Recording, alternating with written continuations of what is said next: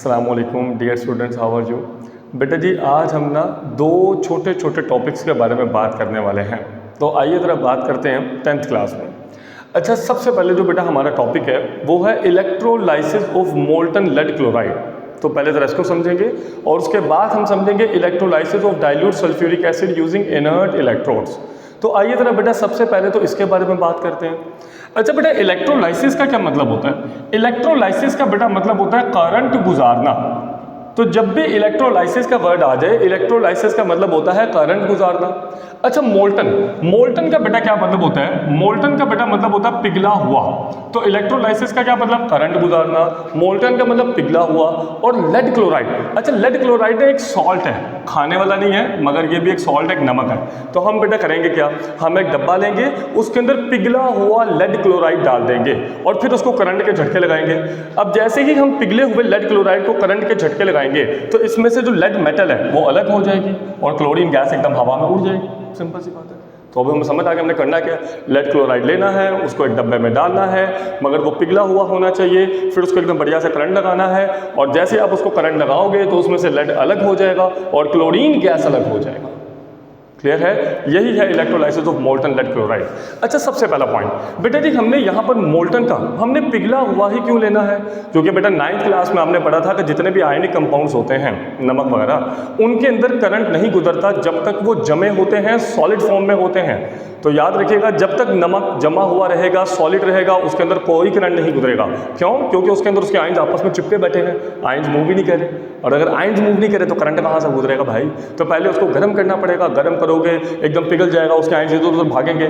अब जब आयंस इधर उधर भागेंगे तो फिर डेफिनेटली उसके अंदर से करंट गुजरेगा। अब आप ये मत करना सर उसको पानी के अंदर क्यों नहीं डाल देते, पानी के अंदर डालेंगे नया कटा भूल जाएगा। वो अभी हम आगे देखते हैं। फिलहाल हमें बात समझ आ गई कि हमने करना क्या, पिघले हुए लेड क्लोराइड के अंदर से करंट गुजारना है। अच्छा, एक और बात बेटा, जो लेड क्लोराइड का मेल्टिंग पॉइंट होता है, यहाँ पर लेड क्लोराइड का मेल्टिंग पॉइंट होता है वो होता है 501 डिग्री सेल्सियस। और हम ये चाहेंगे कि आप इसको MCQ में ज़रूर याद रखें कि लेड क्लोराइड का मेल्टिंग पॉइंट होता है 501 डिग्री सेल्सियस। अच्छा, जब आप लेड क्लोराइड को गर्म करते हो तो उसके आयंस अलग अलग हो जाते हैं, फ्री हो जाते हैं और जैसे वो फ्री होते हैं यानी मूव करना शुरू करते हैं, उधर भाग रहा है, उधर भाग रहा है, उस खिड़की की तरफ भाग रहा है, कंडक्टिव इलेक्ट्रिसिटी, तो फिर उसके अंदर एकदम बढ़िया करंट भी गुजरता है। चलिए, अच्छा एक और बात बेटा याद रखिएगा कि जब हम पिघले हुए लेड क्लोराइड को इस डब्बे के अंदर डाल देंगे तो फिर हमने दो इलेक्ट्रोड्स भी इसके अंदर डबो देने हैं। एक इलेक्ट्रोड को लगा देना है बैटरी के प्लस के साथ और दूसरे इलेक्ट्रोड को लगा देना है बैटरी के माइनस के साथ। अच्छा, जिसको प्लस के साथ लगाया है उसका नाम एनोड हो जाएगा, जिसको माइनस के साथ लगाया है उसका नाम कैथोड हो जाएगा। ये भी याद रखिएगा।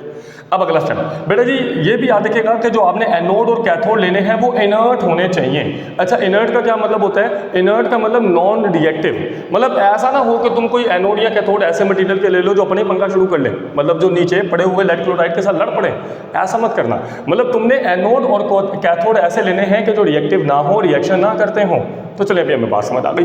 अब अगला स्टेप बेटा जी, पिघले हुए नमक को जब हम करंट के झटके लगाएंगे तो फिर क्या होगा बेटा जी, इसमें से लेड अलग हो जाएगा और क्लोरीन के जो आयंस हैं वो अलग हो जाएंगे। जैसे आप देख सकते हो PbCl2, बेटा Pb इसमें से अलग हो गया क्योंकि पिघला हुआ ना, और क्लोरीन बेटा इसमें से अलग हो गया। अच्छा, यहाँ पर हैशटैग नोट, अपने दिमाग में ये बात याद रखना कि हमें इस डब्बे का जो टेम्परेचर है वो 500 से ज़्यादा ही रखना है, क्योंकि अगर डब्बे में टेम्परेचर 500 से कम हुआ तो वो पिघला हुआ नमक जो है वो तो वहीं पर जम जाएगा और अगर वो वहीं पे जम गया तो सेल आपका खराब हो जाएगा। सेल भी गया।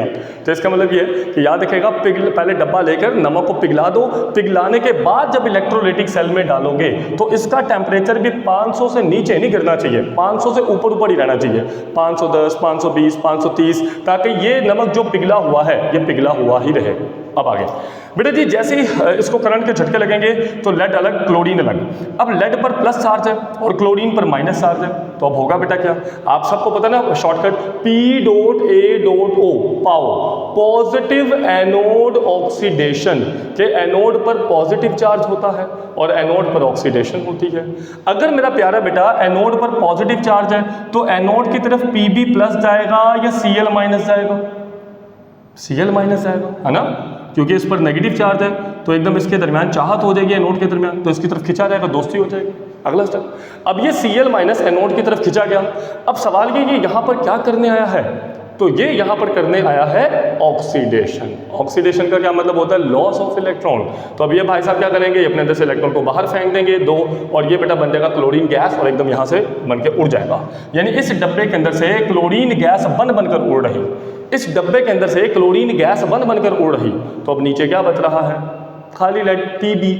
अच्छा, अक्सर बच्चे ये भी पूछते हैं कि सर ये पीबी क्यों लिखा हुआ है? क्योंकि एक्चुअल में जो लेड का लैटिन नेम है, जो उसका सही नाम है, लैटिन नेम सही नाम वो है प्लम्बम। अब चूंकि इसका नाम प्लम्बम है तो वहीं से पीबी लिया गया। जैसे सोडियम को हम Na लिखते हैं, मगर सोडियम को जो लैटिन नेम है वो नाइट्रियम है।